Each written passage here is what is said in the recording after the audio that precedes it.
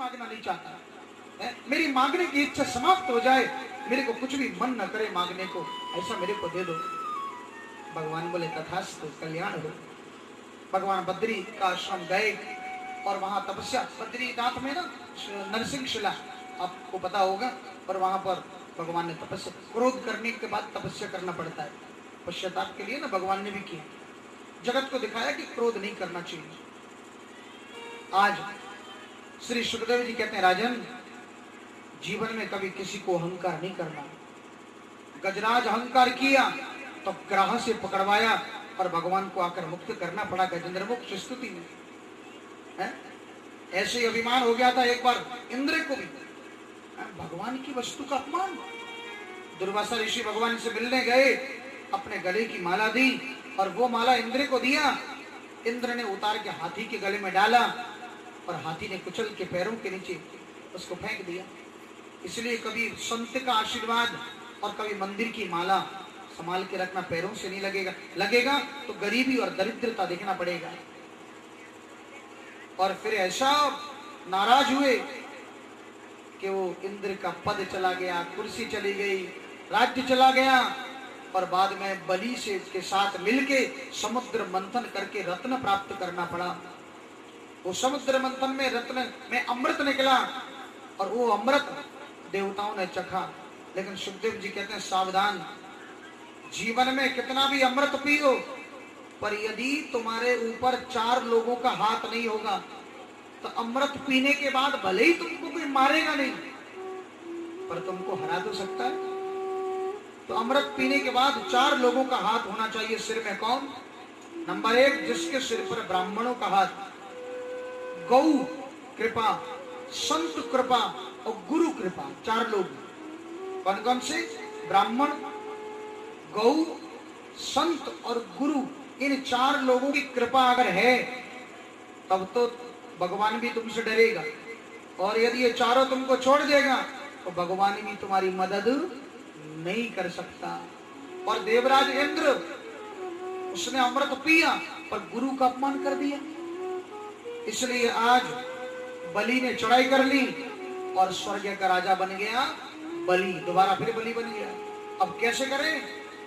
तो आज इंद्र की बलि, इंद्र की जो माँ है ना अदिति, पति से बोली, स्वामी ऐसा कोई हमको पुत्र दे दो जो उस बलि को मार के राज्य ला सके।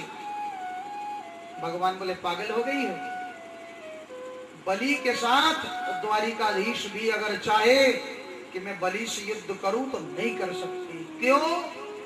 क्योंकि बलि के सिर पर 4 लोगों का वरद हस्त है, गुरु, गौ, संत और ब्राह्मण। बोले, प्रभु तो फिर रास्ता बताओ। बोले, मैं तुमको ऐसा बेटा देगा जो युद्ध तो नहीं पर भगवान से, बलि से भीख मांग के लाए। भीख मांगने वाला बेटा तो देगा। बोले, तो ऐसा कौन सा बेटा होगा? बोले, तुम एक व्रत करो। कौन सा? पयोव्रत। तो आज पयोव्रत बताया। फाल्गुनश्यामले पक्षे द्वादशाहं पयोव्रत अर्चयेदरविन्दाक्षं भक्त्या परमयान्वित।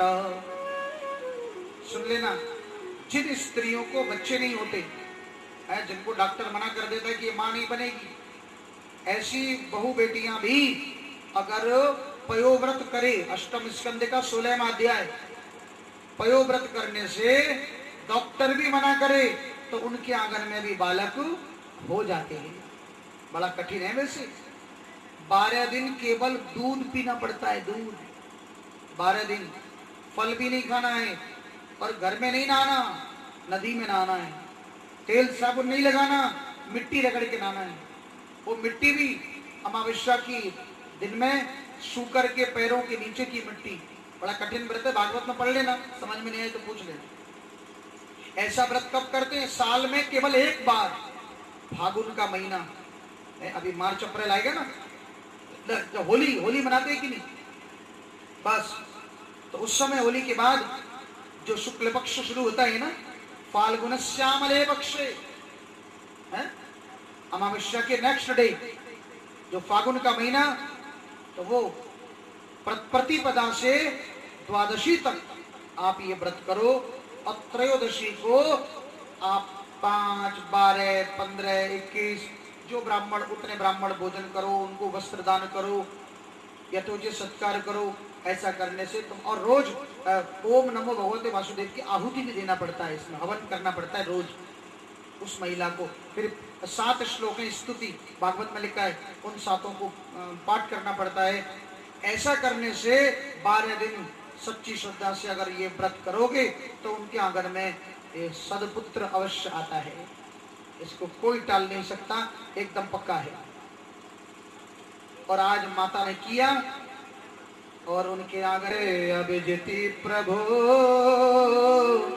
सर्वे नक्षत्र ताराद्य कृष्टज जन्म दक्षिणम।